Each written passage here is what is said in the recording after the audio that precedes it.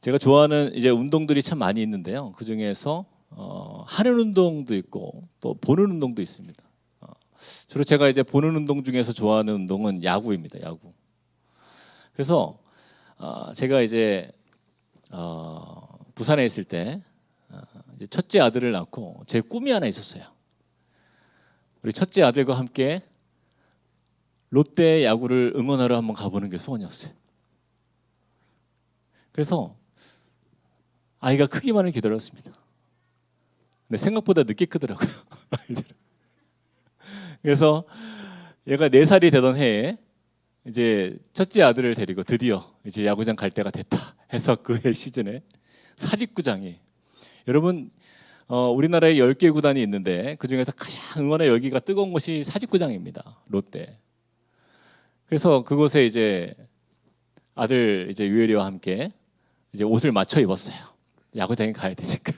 그래서 그 롯데 이대호가 써 있는 등번호 11번, 10번인가요? 네, 10번이었던 걸로 기억하는데 그 티셔츠를 딱 같이 맞춰 입고 모자를 쓰고 그리고 야구장을 갔습니다. 그 어린 그 아이랑 같이 갔지만 얘도 그 분위기를 느끼더라고요. 그 현장의 그 뜨거운 분위기. 가자마자 그냥 너무 신나하는 거예요. 그렇게 이제 1회, 2회, 3회가 지나가는데 아주 팽팽한 경기가 이렇게 진행이 됐어요. 그러다가 이제 6회가 되어서 휴식 시간이 되었는데 갑자기 그때 불이, 전광판에 있는 불들이 완전 쫙 꺼지는 거예요. 그러더니 갑자기 약속이나 한 듯이 다들 핸드폰을 꺼내더니 핸드폰 불빛으로 그 몇만 명이 다 같이 켜가지고 이 불빛을 켜놓고 롯데 응원가를 부르는데요. 저는요 태어나서 응원가의 은혜 받긴 처음이었어요. 너무 감동이 되는 거예요. 근데 우리 아들 요엘이는 얼마나 신났겠어요. 막 저랑 분명히 옆에 있었는데 없는 거예요. 보니까 저 앞에서 아저씨들 사이에서 롯데 롯데 롯데 롯데 이 노래를 전 처음 불러보는 노래인데도 그거를 그렇게 열심히 따라하는 거예요.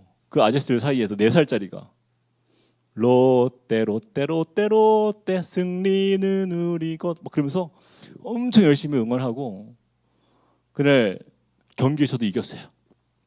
너무 얘가 기분이 좋았습니다. 그렇게 이제 시간이 흘러가지고 이제 한 달이 지났어요.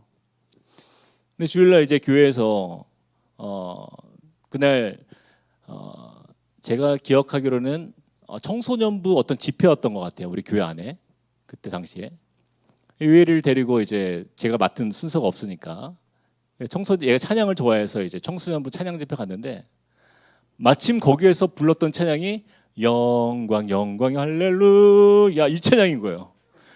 근데 유혜리가 갑자기 아빠 이 노래가 아니라고 그러면서 갑자기 그 사람들 사이에서 롯데 롯데 롯데 롯 목사 아들인데 제가 그때 걔 입을 막 다물고 걔를 데리고 나갔습니다. 너무 부끄러워가지고. 하여튼 세상에는 우리가 어떤 야구 경기든 어떤 경기든 어떤 그러한 경기들을 보면서 즐거워하는 그런 사람들을 우리는 팬이라고 부르죠. 팬. 근데 교회에도 여러분 팬이 있다는 사실을 여러분 아십니까? 교회도 주일이 되면 어김없이 팬들은요 자기 물건들을 챙겨서 교회 옵니다. 왜요? 예수님의 팬이니까 교회 와요. 그리고 우리 아들이랑 제가 이대호 선수를 좋아했듯이 그들도 예수님을 무척 좋아해요. 좋아하는 선수의 유니폼이나 이 기념품을 이렇게 모으는 것처럼 그런 사람들도 예수님을 상징하는 십자가도 목에 걸고요. 또 자동차에다가 이렇게 막 물고기 스티커 막 붙여놓고 다녀요. 그리고 어때요? 제가 이대호 선수의 그 어떤 기록이나 그가 어떤 경기를 했는지 이렇게 관심 있게 살펴보는 것처럼 그 사람들도 예수님에 대해서 아는 게 많아요. 예수님이 어떤 말을 했는지, 행하신 기적, 심지어는 그의 제자들에 대해서까지도 모르는 게 없어요. 근데 중요한 건 뭐예요? 제가 이대호 선수를 좋아하지만 그 선수가 저를 알까요? 몰라요. 전혀 알지 못해요. 그들도 예수님을 사랑하지만 직접 예수님과 친분을 나누는 삶은 살지 않는다는 거예요. 그것이 교회 안에서의 팬이에요. 제가 읽었던 책 중에 가장 제 마음에 감동적으로 남았던 책이 몇 권이 있는데 그 중에서 제가 가장 좋아하는 책 중에 하나가 바로 Not a Fan이라는 책입니다. 그 책을 한국어로 보면 팬인가 제자인가 라는 책이에요. 그 책에 보면은 이 이야기가 나와요. 세상에 많은 교회의 성도들이 예수님의 제자의 삶을 살기보다는 팬의 입장에서 믿음 생활을 한다는 거예요. 그런 사람들은 어때요? 교회 오면은 늘 평가부터 합니다. 자신이 관중이 되는 거예요. 그래서 오늘 찬양팀이 얼마나 은혜롭게 찬양을 잘하는지. 오늘 워십카이어가 앞에 섰는데 저 사람들이 오랜만에 섰는데 잘하나 못하나 이렇게 뚫어지게 쳐다보는 거예요. 게다가 설교하는 목사님이 오늘 설교를 얼마나 감동 있게 하는지. 그래, 한번 들어보자. 평가를 하는 거예요. 예배를 안내하는 사람이 얼마나 친절한지. 마치 예배의 주인공이 자신이에요. 그래서 관객의 입장에서 예배를 평가하고 교회에 나와서 입장료 대신에 얼마의 헌금을 이렇게 내고 그리고 자신의 마치 그것이 권리인 것처럼 교회에 옵니다. 매의 눈으로 쳐다보면서 냉철하게 예배를 평가해요. 그리고 그렇게 집에 돌아가는 길에 아내와 함께 혹은 남편과 함께 오늘 있었던 그 경기를 이야기하는 것처럼 오늘 있었던 예배에 대해서 분석하고 이야기하고 그리고 돌아가요. 왜 그럴까요? 바로 예배의 관중이라고 착각하기 때문이에요. 그런데 여러분 잘 한번 생각해 보세요. 과연 우리가 예배의 관중인가? 그래서 이 부분을 가지고 제가 이제 목회학 박사 과정에서 논문을 썼는데 과연 우리는 예배의 관중인가? 아니면 선수인가? 라는 거예요. 여러분 우리는요 관중입니까? 선수입니까? 한번 대답을 해보세요. 관중입니까? 선수입니까? 그렇죠. 우리 선수예요. 관중은요 누구만 관중이에요? 오직 하나님만이 우리의 관중 되신다. 그런데 여러분 이런 선수 보신 적 있어요? 야구 선수가 경기에 한 30분 늦었어요.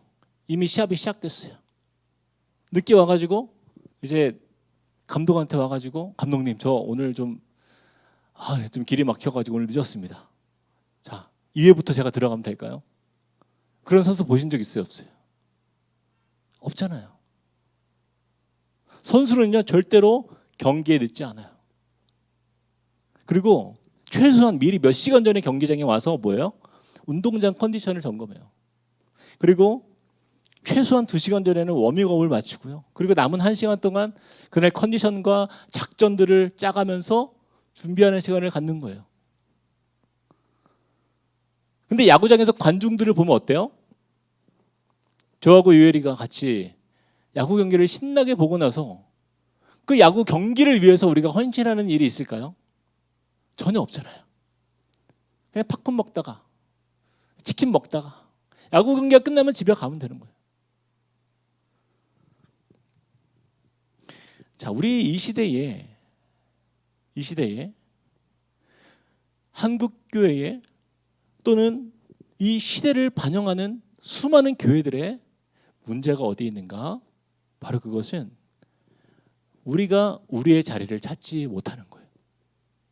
바로 관객의 자리에서 주님께 나아가는 마치 예수님이 우리의 팬으로서의 예수님을 사랑하는 그러한 삶을 살아가는 것.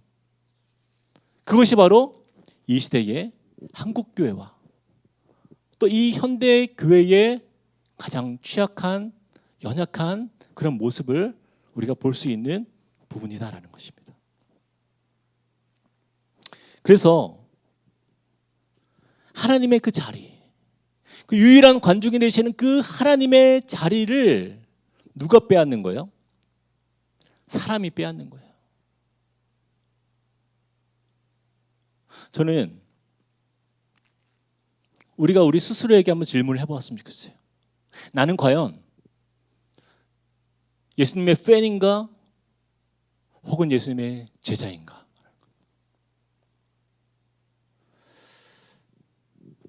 이 질문은요, 매우 불편한 질문입니다. 사실 많은 사람들이 스스로 생각할 때에 자신을 예수님의 제자라고 확신하고 있어요. 또 그렇게 사람들에게 또 이야기를 합니다. 또 하필이면 여러분이 알고 왔던 모르고 왔던 간에 우리 교회는 제자 훈련을 하는 교회예요. 자, 오늘 우리가 읽은 이 본문 말씀을 잘 보면요, 우리는 예수님의 팬으로 혹은 예수님의 참된 제자로 과연 우리의 정체성은 무엇인가라는 것을 우리에게 돌아보게 하는 말씀이에요. 우리 16절부터 18절을 우리 같이 한번 읽어보겠습니다. 자, 화면 준비해 주시고요. 시작. 갈릴리 해변으로 지나가시다가 시몬과 그 형제 안드레가 바다에 금을 던지는 것을 보시니 그들은 어부라. 예수께서 이르시되 나를 따라오라. 내가 너희로 사람을 낚는 어부가 되게 하리라 하시니 곧 그물을 버려두고 따르니라. 예수님께서 따르라 라고 하실 때에 이 진짜 예수님의 제자들의 반응은요, 어떤 반응을 보이는 거예요? 첫 단어가 무엇이었어요? 곧 이란 단어예요. 곧 그물을 버려두고 그를 따랐다라는 것입니다.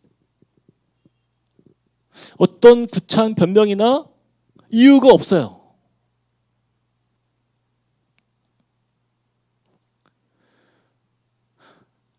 근데 우리의 삶 속에 많은 성도들의 삶을 가만히 들여다보면 우리는요, 이유가 너무 많아요. 이유가 너무 많아요. 주님 근데요, 아시잖아요. 우리 집안은요, 불교 집안이라서요, 제가 마음대로 못해요. 난리가 납니다. 지금은 경제적으로 조금 힘드니까 조금 나아지면 그때 주님 잘 따라갈게요. 예수님, 저는요 지쳤어요. 저는 피곤해요. 좀 쉬었다가 할게요. 예수님, 근데요, 우리 남편 아시잖아요, 그 성질. 제가 이렇게 했다가는요 큰일 납니다. 여러분, 우리는요 다양한 우리의 상황과 형편들에 대해서 어때요? 우리는 적당히 눈치 보면서 내가 할 수 있는 만큼만, 내가 할 수 있는 그 영역만큼만 우리는 예수님을 따라가는 삶을 살아가는지도 모르겠어요. 그런데 주님 우리에게 뭐라고 말씀하십니까? 누가복음 14장 25절에서 26절 우리 같이 한번 읽어보겠습니다. 시작. 수많은 무리가 함께 갈새 예수께서 돌이키사 이르시되 무릇 내게 오는 자가 자기 부모와 처자와 형제와 자매와 더욱이 자기 목숨까지 미워하지 아니하면 능히 내 제자가 되지 못하고. 여러분, 이 말씀을 보세요.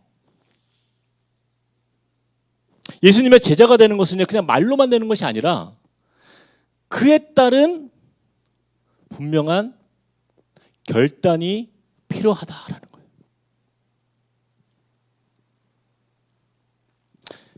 우리가 가장 소중하게 여기는 존재가 누구예요? 바로 우리의 가족이잖아요. 우리의 형제, 부모 아닙니까? 그런 가족조차도 예수의 제자가 되는 일에 방해가 된다면, 가족에게 등을 돌리는 한이 있더라도 예수님의 제자가 되는 길을 선택하라는 이 예수님의 말씀이 여러분 어떻게 들리세요? 아유, 예수님이 그냥 과장법으로 이 정도로 중요한 거야 라고 알려주시기 위해서 우리한테 이렇게 말씀하셨을까요? 그러다가 가족과 원수가 되면 어떡하려고? 가족의 평화를 깨트리는 자가 되면 어떡하려고요? 근데 그게 아니라는 거예요. 예수님은 우리에게 분명하게 우리에게 메시지를 던지고 있어요. 부모와 처자와 형제와 자매와 더욱이 자기 목숨까지도 미워하지 아니하면 능히 내 제자가 되지 못한다. 여러분, 이 땅에서의 가족의 화평을 위해서 그들에게 늘 맞춰주고 그냥 주님 만나는 그날까지 그렇게 그냥 가다가 심판 속에서 그 가족이 가장 비참한 결과를 맞는 것이 과연 옳은 길이냐라는 거예요. 만약에 우리 가족이 제대로 예수님을 믿지 않는 가정이라고 한다면요, 더더욱 그 사람은요, 예수님의 분명하고 확실한 제자가 되어야 된다라는 거예요. 그 제자를 통해서 그 가정이 변화될 수 있기 때문에. 어쩌면 우리는 하나님의 능력을 너무나 약하고 힘이 없는 하나님으로 우리는 여기는지도 모르겠어요. 우리는 사람을 너무 의식하죠. 사람을 너무 두려워하죠. 제가 이 말씀을 이렇게 보는데 저희 할머님이 좀 생각이 났어요. 저희 가정은 원래 굉장히 유교 집안이었거든요. 아무도 예수님을 믿지 않는 그러한 우리 부모님 세대, 저희 조부모의 그 세대가 그랬어요. 그랬는데 그 철저한 유교 집안 안에서 저희 할머님이 처음 예수님을 영접하고는 그 자녀 7남매, 저희 아버지를 포함한 7남매의 그 자녀들을 다 데리고 복음화 시켰어요. 정말 할아버지한테 부직갱으로 정말 엄청 맞으면서 그 매번 그 가정 안에 그 어른들에게 또 제사 지내는 그 모든 일들을 거부하고 그렇게 맞아가면서 그 가정을 복음화 시키는 그 과정 속에서 하나님은요, 그 할머님을 통해서 아주 못 배우고 힘이 없는 그 작은 그 할머니를 통해서 온 가족이 변화된 거예요. 그리고 저희 할아버지는 돌아가시기 한 10년 전부터 마지막으로 이제 예수님을 믿고는 할아버지 돌아가시기 전까지 별명이 뭐였는지 아세요? 사찰 집사님이었습니다. 교회를 너무 자주 가가지고 그렇게 할머니를 괴롭히던 그 할아버지가 매일매일 교회를 가서 청소하고 섬기고 그 좋아하던 술도 끊고 그리고 그 자녀의 자녀인 저희들은 목사도 나오고 사모도 나오고 선교도 하고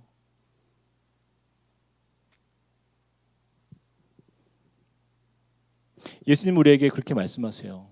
이 제자가 되는 그 길에 대해서 그것은 그냥 이루어지는 것이 아니다라는 거예요. 생명의 길은 하나밖에 없다라는 겁니다. 그 길을 향해서 믿고 따라오라 말씀하시는 거예요. 그래서 누가복음 14장 27절에도 예수님의 제자가 되는 조건을 한 가지 더 말씀하시는데 이렇게 말씀합니다. 우리 같이 한번 읽어보겠습니다. 시작. 누구든지 자기 십자가를 지고 나를 따르지 않는 자도 능히 내 제자가 되지 못하리라. 예수님은 자기 십자가를 지고 나를 따르지 못하는 자도 내 제자가 될 수 없다라고 말씀하시는데 여러분 이 말씀 앞에서 우리는 좀 회개할 게 많아요. 우리가 사는 이 시대는요, 신앙생활을 너무나 쉽게 하도록 만든 시대가 되었어요. 저도 인정합니다. 저도 그 중에 그렇게 만든 사람 중에 한 명일 것 같아요. 저도 목사로서. 교회에서 희생을 이야기하면요, 교회에서 헌신을 요구하면요, 대부분의 사람들이요 알러지 반응을 일으켜요. 요즘 세대가 그래요. 눈을 마주치지 않아요. 마치 축구 경기장에서 어떤 한 선수가 심한 태클로 인해서 막 넘어졌어요. 다쳤어요. 그때 팬들은 어때요? 그 경기를 보면서 그 선수를 보면서 다친 선수를 보면서 그냥 안타까워하는 거예요. 그냥 안 됐다. 그 누구도 대신 띄워주지 않습니다. 그게 팬이에요. 팬은요 절대로 손해보지 않습니다. 헌신하지 않아요. 우리 교회 성도들은 어떻습니까? 이 시대의 성도들은 어때요? 헌신이나 희생에 대해서 이야기하면요 무척이나 부담스러워요. 그리고 항상 똑같은 말을 해요. 목사님 기도해 볼게요. 기도해 볼게요. 자, 여러분 예수님의 제자가 되는 길은요 우리가 편한 길로, 합리적인 길로, 내가 다 이해가 되는 길로 그렇게 우리를 이끄시지 않습니다. 주님은. 우리가 예수님을 믿는다는 것은요 그 대가가요 정말 만만치 않습니다. 여러분, 우리가 예수님을 제대로 믿는 제자가 된다는 것은 반드시 그 희생이 따르게 된다는 거예요. 그 희생에 대해서 하나님은 기억하고 계신다는 거예요.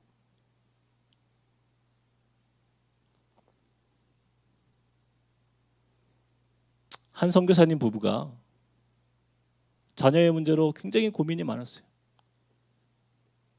오랫동안 선교지에서 전도하면서 복음을 전하면서 그 선교사님 가정이 치러야 될 대가는요 어마어마했어요. 제대로 된 학교도 보낼 수 없는 상황에서.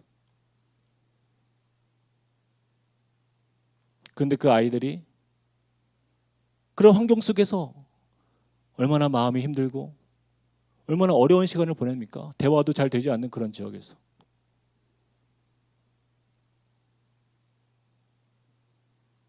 교육도 제대로 받지 못하는 그런 어려운 곳에서. 근데 하나님은요 기억하고 계신다는 거예요. 그 희생과 그 헌신을 통해서 하나님의 나라가 세워지는 거예요. 예수님께서 십자가에서 아무런 희생 없이 우리의 죄의 그 모든 문제를 해결하신 분이 아니다라는 거예요. 그 모든 물과 피를 다 쏟으시는 희생과 헌신이 있었기 때문에 우리가 이 자리에 있는 거예요.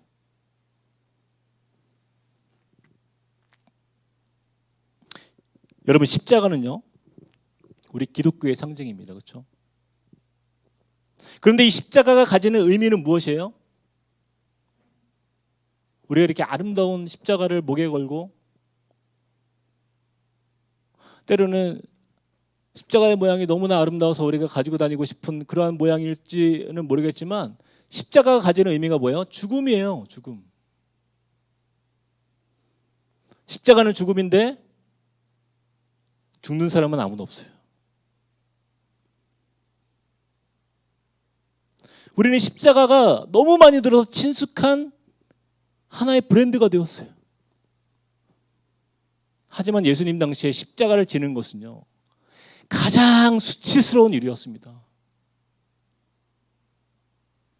이 십자가를 진다는 것은 스스로 자신이 나는 악독하고 포악하고 이 세상에서 그냥 쓸모없는 사람입니다라는 것을 그냥 세상 사람들에게 그냥 인정하고 공포하는 것이었어요. 근데 예수님이 진짜 그런 분이셨어요? 그렇지 않았잖아요. 사람들은 그 십자가만 보면 저주하고 욕하고 침을 뱉는 것이 그 당시의 풍습이었어요. 십자가는요 굴욕의 상징입니다.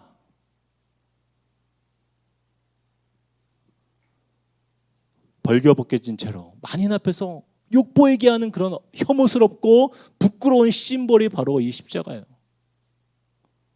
근데 여러분 왜 우리 기독교가 왜 십자가가 우리의 심벌이 되었어요? 왜? 아니 한번 생각해 보세요. 비둘기도 있잖아요. 비둘기. 평화를 상징하는. 얼마나 좋아요. 비둘기. 성령이 비둘기같이 임했다. 그 비둘기를 우리 기독교의 상징으로 할 수 있잖아요. 아니면 선한 목자를 상징하는 지팡이도 괜찮죠. 뭐 그런 다양한 것들이, 더 좋은 것들이 우리 가운데 있는데 왜 약속의 어떤 그러한 하나님의 우리에게 주시는, 왜 이 십자가가 우리의 기독교의 상징이 되었는가? 이것은 바로 그 고문의 상징, 그 죽음의 상징인 십자가를 보면서 우리도 예수님 앞에서 십자가에 우리의 자신이 그곳에서 못 박혀 죽는 것처럼 우리도 주님 앞에서 그러한 삶을 살아야 된다는 뜻이죠. 우리의 꿈, 어떤 우리의 욕심, 우리 계획, 우리의 모든 유익까지도 십자가에 못 박을 수 있는, 예수님이 그 길을 걸어가셨던 것처럼 우리도 우리의 욕망을 십자가에 못 박고, 그렇게 우리 자신을 주님께 내려놓을 때 비로소 우리는 예수님의 제자로 설 수 있기 때문에 이 십자가가 우리의 상징이 된 거 아닙니까? 그래서 우리의 삶은요, 원래 죽은 삶이 되어야 돼요. 죽은 자의 삶이에요. 나의 육신과 나의 자아에 대해서는 철저하게 십자가에 못 박혀 죽는 것이 우리의 삶이 아닙니까? 근데 죽는 척하는 사람들이 너무 많아요. 저를 비롯해서. 어떤 책에 보니까 왜 우리가 예수님을 믿고 따르는 삶이 이렇게 고되고 힘들까요? 거기에 대해서 정말 정확한 답변을 내놓았어요. 죽지 않아서다라는 거예요. 죽지 않아서. 죽으면 편한데. 지렁이를 밟으면 어때요? 못 들었나 이건? 처음 들어. 지렁이도 밟으면 어떻게 돼요? 꿈틀대잖아요. 왜 꿈틀거리죠? 죽지 않았기 때문이에요.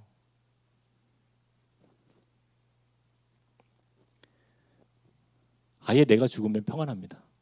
그렇죠? 여러분 부부싸움 할 때 잘 보세요. 내가 죽으면요 편안해요. 근데 내 자존심이 살아있어요. 그때부터 이제 장기전으로 접어듭니다.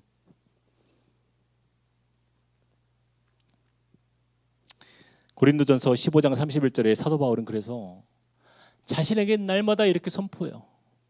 나는 날마다 죽노라. 나는 날마다 죽노라. 말이 이상하죠. 한번 죽으면 끝이지. 왜 날마다 죽어야 돼요? 죽으면 죽은 줄 알았어요. 그런데 다음날 살아있어.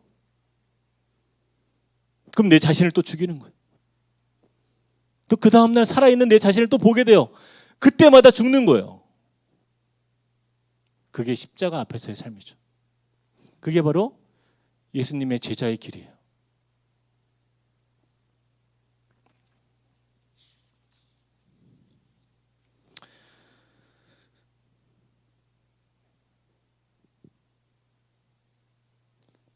참 죽는 게 어렵습니다. 제가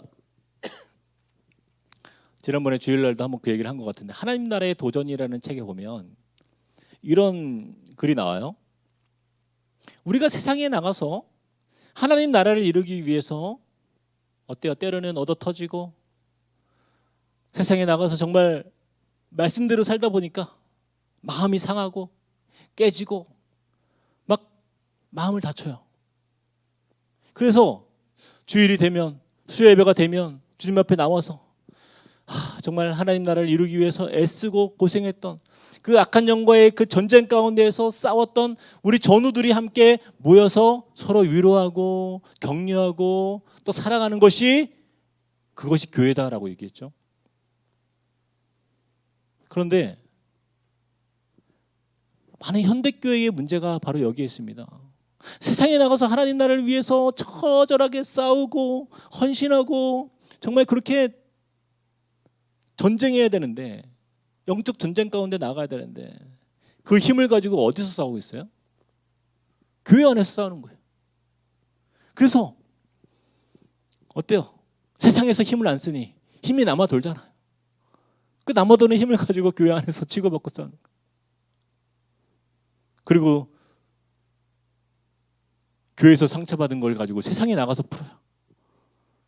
찜질방 가고 비싼 음식 먹고 어디 전망 좋은 데 가서 위로받고 여행 다니고 힐링받고. 제가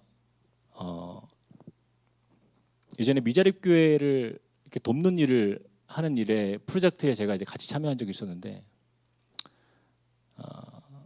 한 교회를 찾아갔어요. 시골에 있는 미자립 교회였는데 그 교회 찾아갔는데 그 교회의 목사님을 만났어요. 목사님하고 이렇게 얘기를 하면서 목사님 힘드시죠? 얼마나 힘드시겠어요. 이렇게 참 사람도 없고 전도도 안 되고 정말 7명, 8명 되는 그 어르신들 모시고 목회하는 게 얼마나 힘듭니까? 그랬더니 그분이요 단호하게 이렇게 얘기하시더라고요. 목사님, 여기 전도 잘 됩니다. 그러는 거예요. 아니 성도가 7명, 8명이라고 했잖아요. 그래서 제가 좀 약간 혼동스러웠어요. 아니 전도가 잘 된다고요? 고개를 갸우뚱갸우뚱 하니까 저에게 하시는 말씀이 목사님, 전도는 잘 됩니다. 그런데요, 전도해서 데리고 오면요, 우리 성도들이 내쫓아요. 그러는 거예요. 성도들이 내쫓는데요. 무슨 이야기냐고. 그랬더니 그 어르신들인데 딱 새로 누가 오잖아요. 그러면 도끼눈을 두고 쫓아가서 옆에 앉아요. 얘기합니다. 왜 왔어? 네가 오면 목사님이 나를 사랑해 주는 것을 너한테 뺏기잖아. 목사님 바쁜데 다음 주부터 나오지 마. 이거예요. 목사님이 자기한테 신경을 써줘야 되는데 너 때문에 그 사랑을 뺏긴다는 거예요. 앉혀놓으면 떠나고 앉혀놓으면 떠나고 그 이유를 몰랐어요. 나중에 알고 보니까 다 그렇게 내쫓은 거야.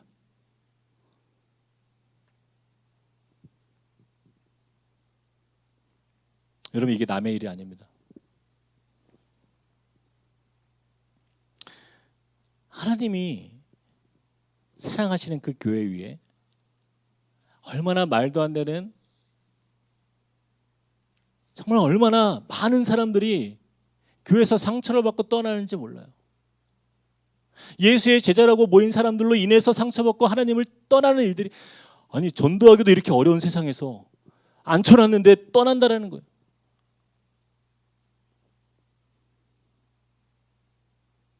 제가 저번에 한번 얘기했나요? 어떤 한 성도님이 교회 왔는데 하필이면 그 자리에 앉은 자리가 세 가족이 앉은 자리가 30년 동안 권사님이 앉았던 그 자리에 앉은 거예요. 그 권사님은 30년간 그 자리를 앉아왔어. 주일을. 근데 그 자리에 세 가족이 아무것도 모르니까 성도들은 알죠. 안 앉아요. 근데 그 자리에 앉은 거예요. 그럼 어떻게 해야 돼요? 아니 고민할 만한 일인가요 이게? 아니 어떻게 해야 돼요? 옆에 앉으면 되잖아요. 옆에. 근데 그 옆에 가서 계속 눈치 주고 안 일어나니까 여기는 제가 30년간을 앉아왔던 자리입니다. 다른 데 앉으세요. 아무것도 모르면서. 여러분 그 성도가 세 가족이요 교회를 나갔어요.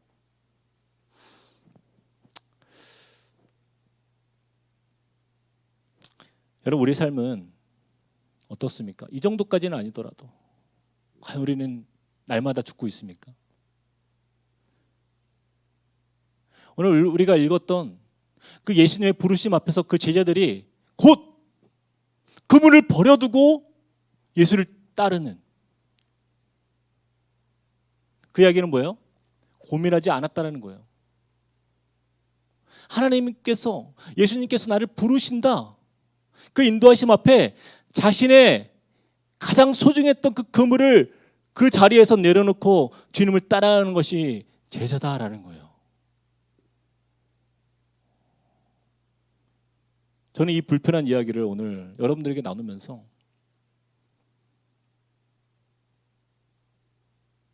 이 말씀이 조금이라도 저는 희석되지 않았으면 좋겠어요. 하나님은 사랑의 하나님이지만 분명히 우리에게 말씀하세요. 너희들은 그 수많은 무리들 중에 한 사람이냐?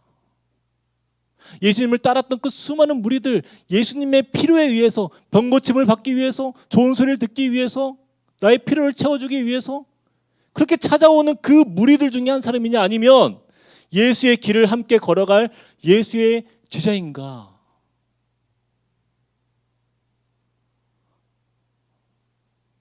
저는 정말 소망이 하나 있습니다.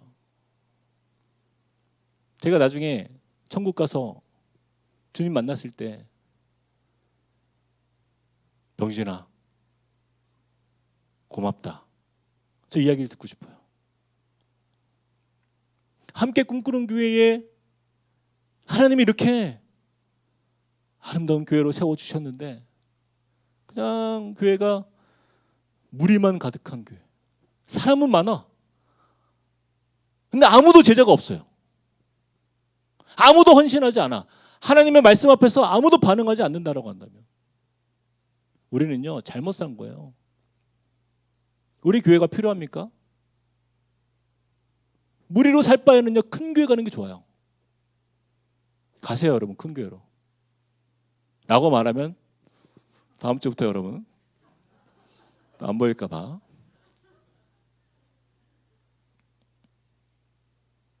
정말 주님은 우리에게 간곡히 원하시는 게 참 제자로 살길 바라신다는 거예요.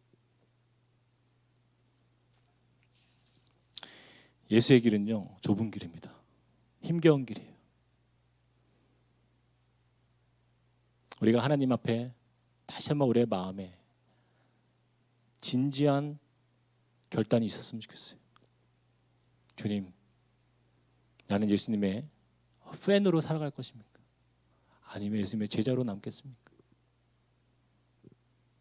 그 고민은, 이것이 저와 여러분의 기도의 제목이고 그 고민 앞에서 분명하게 우리의 고백을 주 앞에 올려드릴 수 있는, 믿음의 결단이 우리의 입술을 통해서 고백되어질 수 있는 저와 여러분 되길 축복합니다. 우리 같이 찬양하시겠습니다.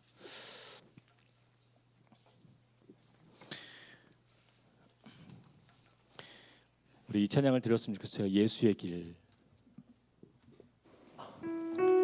우리가 걷는 길은요 좁은 길이에요. 근데 그 좁은 길이 그냥 고통과 고난과 슬픔의 길이 아니라 주님 우리에게 소망의 길이라고 말씀하십니다. 그리고 그 길은 가치 있다라고 말씀하세요. 험한 길을 걷지만 그 끝에 하늘의 소망이 우리를 기다리고 있고 그것이 승리하는 인생이라고 우리에게 분명히 말씀해 주셔요. 우리가 함께 이 시간 고백하면서 주님이 우리에게 그 길을 걸을 수 있는 은혜를 달라고 찬양하며 나아가시겠습니다.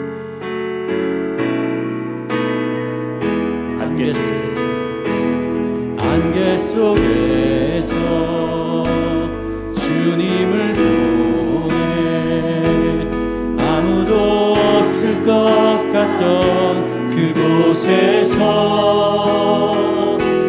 손 내미셔서 나를 붙드네 길 잃고 쓰러져 가던 그곳에서 주 말씀하시네, 주 말씀하시네 내 손 잡으라고 내가 곧 길이요 진리 생명이니 나 그 길을 보내, 나 그 길을 보내 주 예비하신 도 다른 길로 돌아서지 않으리. 그것은 바로 예수의 길, 예수의 길, 그 좁은 길 나는 건네 주 손잡고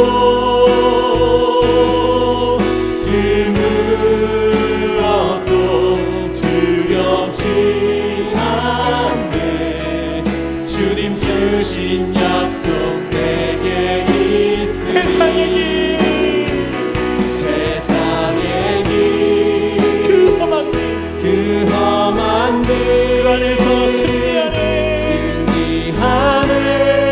우리 함께 하시는 성령으로 그 무엇도 바라죠. 그 무엇도 바라지 않네.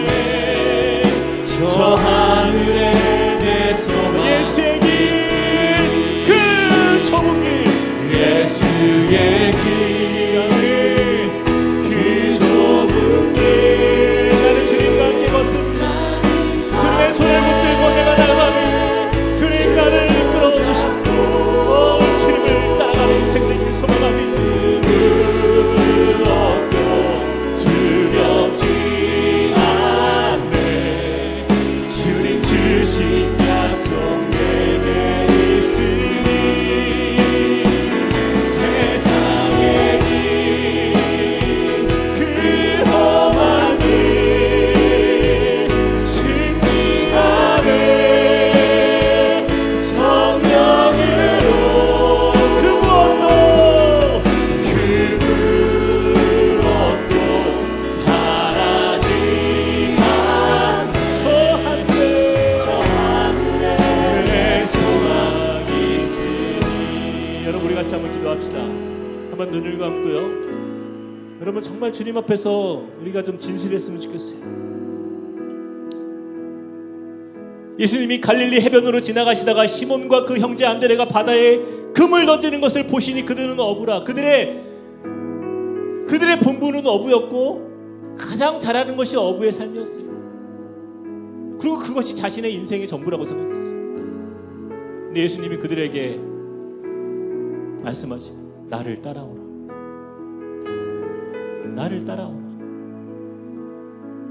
내가 너희로 사람을 낚는 어부가 되게 하리라.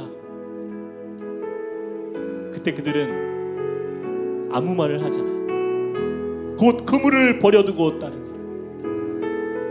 우리는요 너무나 말이 많아요.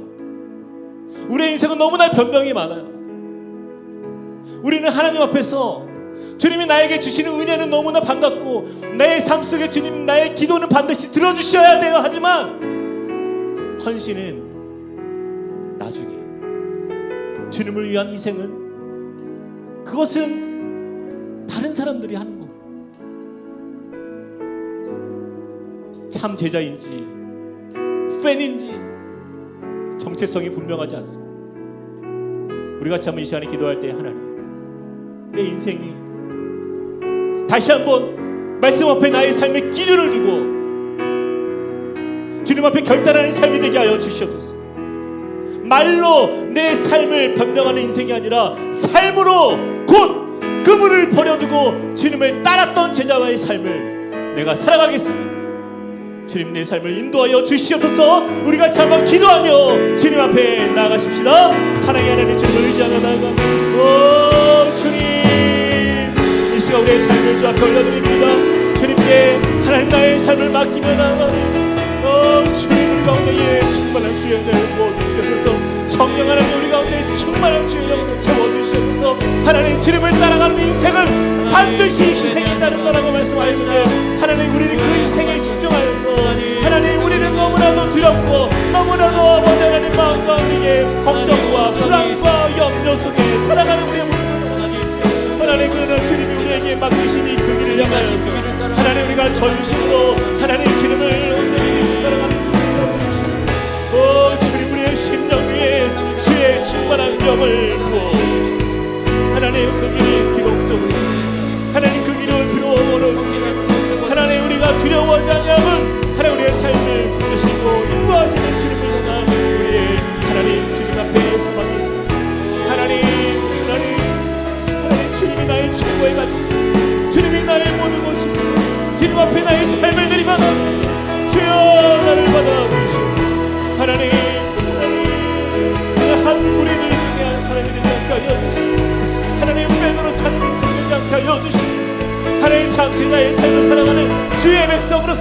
주시옵소서. 하나님, 이것이 우리가 가야 할 길인 줄 믿습니다.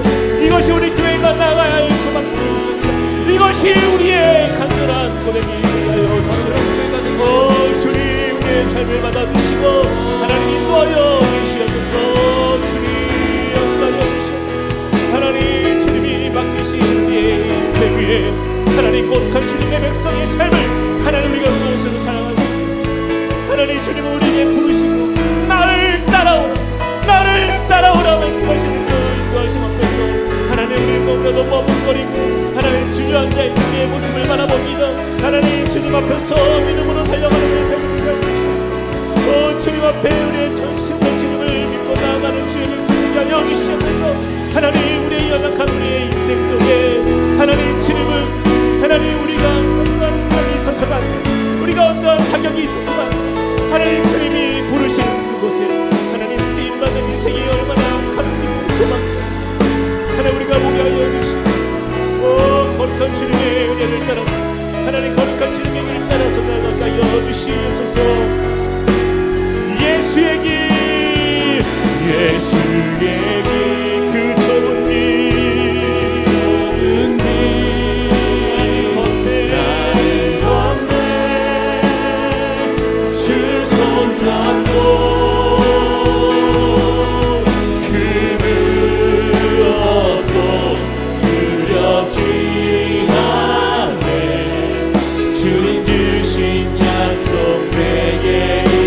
세상의 길, 그 험한 길을 걸을지라도 우리의 약속된 승리를 바라보며 성령으로 우리가 나아갑니다. 성령으로 금을 얻고 바라지 않네. 저 하늘에 내 소망 밤이나 낮이나 어제나 오늘도 영원히 주만 찬양해. 괴롭고 슬플 때 난망하여 넘어져도 언제나 주만 찬양. 밤이나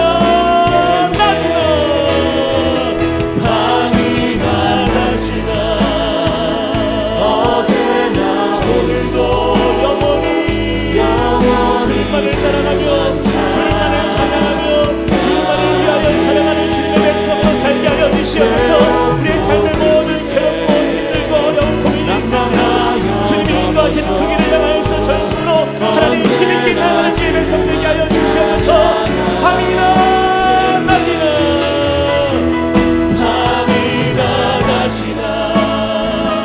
어제나 오늘도 영원히 주만 찬양해. 괴롭고 슬플 때 낙망하여 넘어져도 언제나 주만 찬양해. 우리 자리 다시 한번 믿음으로 고백하며 기도하길 원합니다. 여러분의 마음에 주님을 따라가는 그 길을 향하여서 나아갈 때에 가장 걸림돌이 되는 것을 이 시간 주 앞에 맡기길 원합니다. 여러분, 솔직해지길 원합니다. 하나님 앞에서 우리가 진실해야 돼요. 하나님, 이 문제 때문에 제가 나아가기가 참 두렵습니다. 하나님, 이 문제로 인하여서 내 삶이 주님께 나아가고 싶지만 하나님, 도저히 내 삶이 자유하지가 않습니다. 이 시간 그 문제를 주 앞에 올려드립시다. 주님은 우리에게 말씀하십니다. 주님은 우리에게 구하라, 찾으라, 두드리라 말씀하세요. 하나님의 나라를 위하여서 우리가 쓰임받고자 하는 그 우리의 인생 속에 그 모든 문제들 우리 주님이 그것을 해결해 주실 줄 믿습니다. 이 시간에 믿음으로 선포하면서 주님, 내 삶의 이 문제들이 주님 앞에서 해결받는 인생 되게 하여 주시옵소서. 내가 주님 앞에 온전한 제자로, 참 제자로 살아가기를 소망하는 우리의 모든 삶 속에 하나님, 이 문제가 하나님 내 마음 가운데에 하나님 너무나도 부담이 됩니다. 어렵습니다. 하나님 주님이 맡아주시고 해결하여 주시사 하나님 우리가 주님 앞에 나아가는 그 길 가운데에 하나님 정말 시온의 대로가 열리게 하여 주시옵소서. 우리 같이 한번 기도하며 주 앞에 나가시겠습니다. 사랑의 하나님, 주님을 강한 믿음으로 선포하며 나갑니다. 하나님, 내 삶의 모든 문제가 주님 앞에서 하나님 치유하고 회복되고 하나님 그 문제로 인하여서 우리가 주님 앞에 나가기를 머뭇거리는 그 모든 문제를 주님의 능력의 팔로 하나님 주여 우리를 붙들어 주시옵소서. 우리를 강건케 하시고 우리의 마음을 새롭게 하시는 주님을 우리가 바라보게 하여 주시옵소서. 예수 그리스도 하나님, 우리의 소망이 되시는 주님을 향하여서 오늘의 주님 믿음으로 나오며 하나님 믿음으로 담대히 나가기 원합니다. 주님이 우리의 삶에 부르신 것이 하나님, 주님은 우리의 생각보다 더 크시고 하나님, 주님은 우리의 모든 그 어떤 계획보다도 더 놀랍고 능력 있는 하나님의 인도하심이 가장 선한 길로 우리를 이끌어 가시기 때문인 줄 믿습니다. 하나님, 우리의 마음에 담담을 허락하여 주시옵소서. 하나님, 우리로 하여금 하나님 하늘의 그 하나님 전능의 하나님 능력의 하나님을 선포함으로 하나님의 삶의 부르심 가운데에 하나님 주님을 온전히 신뢰하며 믿음으로 나아가게 하여 주시옵소서. 하나님, 전심으로 주님을 찾고 구하는 우리의 삶이 되기 원합니다. 전심으로 주님을 바라보는 믿음의 삶이 되기 원합니다. 하나님, 그 어떤 것도 우리가 바라보지 않게 하여 주시옵소서. 그 어떤 것도 우리의 인생에 하나님 걸림돌이 되지 않게 하여 주시옵소서. 온전히 주님 살아계신 주님만을 바라보며 믿음으로 서로 주님께서 내 삶을 하나님 주님이 이끌어가실 줄 믿습니다. 하나님, 그렇게 우리를 부르신 주님의 그 뜻 가운데로 하나님 믿음으로 서게 하여 주시옵소서. 오 아버지 하나님, 우리를 받아주시고 하나님 우리를 이끄시는 주님을 보게 하여 주시옵소서. 하나님, 주님 우리를 가장 좋은 가장 온전한 길로 가장 완전한 길로 이끄실 줄 믿습니다. 오 그 주님을 바라봅니다.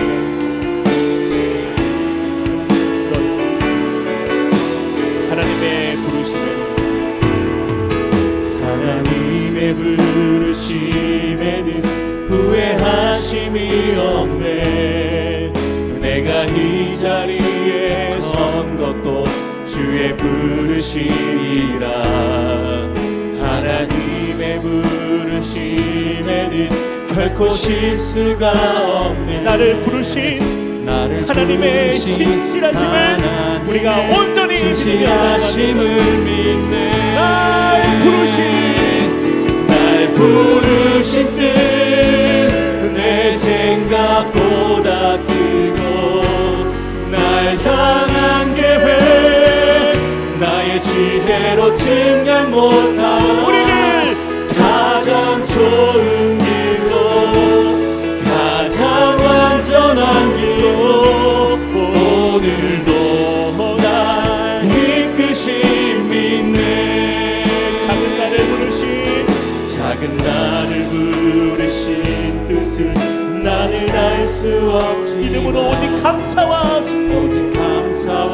주님의 그 길을 그 제자의 길을 우리가 나가리라. 때론 내가 연약해져도 주님 날 도우시니 주의 놀라운 그 계획을 나는 믿으며 날 부르신 주님의 그 뜻을 우리가 신뢰하며 내 생각보다 크신 하나님 날 향한 계획 나의 지혜로 증명 못한 가장 좋은 길로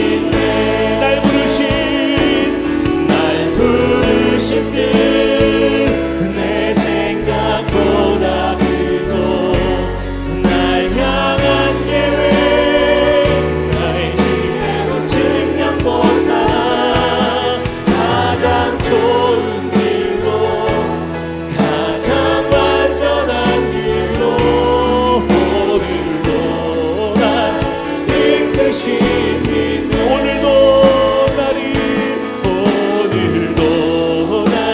이끄시 한번 더 오늘도 날 이끄시네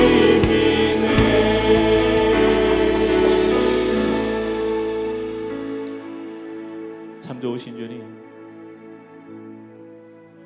주님이 옳습니다. 주님이 옳습니다. 내 생각이, 나의 지혜가, 나의 판단이, 나의 계획이 얼마나 편협되고 얼마나 나 중심적이고 얼마나 이기적인 삶을 살았는지, 그런 우리에게 주님은 오셔서 나를 따르라.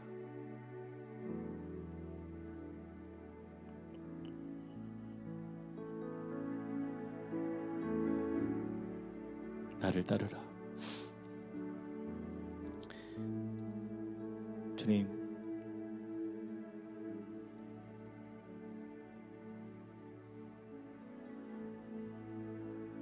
시몬과 안드레가 자신의 가장 소중한 그물을 버려두고 떠났던 것처럼 우리의 가장 소중한 것, 미련 없이 주님의 발 앞에 내려놓을 수 있는 믿음 허락하여 주시옵소서.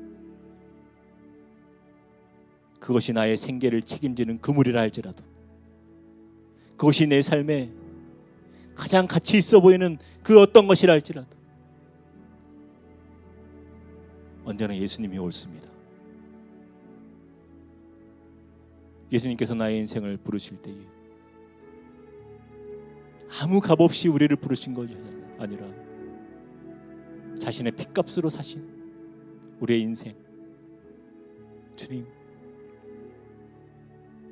예수 그리스도의 그 값진 희생을 통하여서 우리를 살리신 그 사랑 앞에 우리가 굴복되어지고 그 예수의 발 앞에 우리의 무릎이 꿇어지고 그 주님의 한없는 우리를 향한 선하신 계획 앞에서 온전히 내 인생을 맡기며 주님께 드릴 수 있는 인생, 그래서 언제나 그 십자가가 가장 수치스럽고 부끄럽고 남들이 보기에는 가장 비참해 보이는 그 십자가라 할지라도 그것이 우리의 삶을 변화시키셨고 생명을 주셨고 능력이 되매 그 십자가로 인하여 오히려 하나님께 감사함으로 나아갈 수 있는 예수 그리스도의 참된 제자의 삶을 향하여 오늘도 믿음으로 그 길을 걸어갈 수 있도록 우리를 인도하여 주시옵소서. 주님, 우리의 부끄럽고 언제나 우리의 자존심으로 예수 그리스도의 팬으로 애매한 삶을 살았던 이 모든 것을 다 정리합니다. 주님, 나를 받아 주시옵소서. 함께 꿈꾸는 교회가 그러한 교회가 되길 원합니다. 주님이 부르시는 그곳에서 반응하는 교회가 되게 하시고 머뭇거리지 않고 곧 주님을 따르는 교회가 될 수 있도록 언제나 우리가 성령 앞에 민감한 하나님의 꿈을 이루어가는 교회 될 수 있도록 인도하여 주시옵소서. 우리를 부르시고 세워가시고 우리를 인도하시는 주님을 찬양드리오며 예수 그리스도 이름으로 기도합니다. 아멘. 하늘에 계신 우리 아버지여, 이름이 거룩히 여김을 받으시오며 나라의 임하옵시며 뜻이 하늘에서 이룬 것 같이 땅에서도 이루어지이다. 오늘날 우리에게 일용할 양식을 주옵시고 우리가 우리에게 죄 지은 자를 사하여 준 것 같이 우리 죄를 사하여 주옵시고 우리를 시험에 들게 하지 마옵시고 다만 악에서 구하옵소서. 대개 나라와 권세와 영광이 아버지께 영원히 있사옵나이다. 아멘.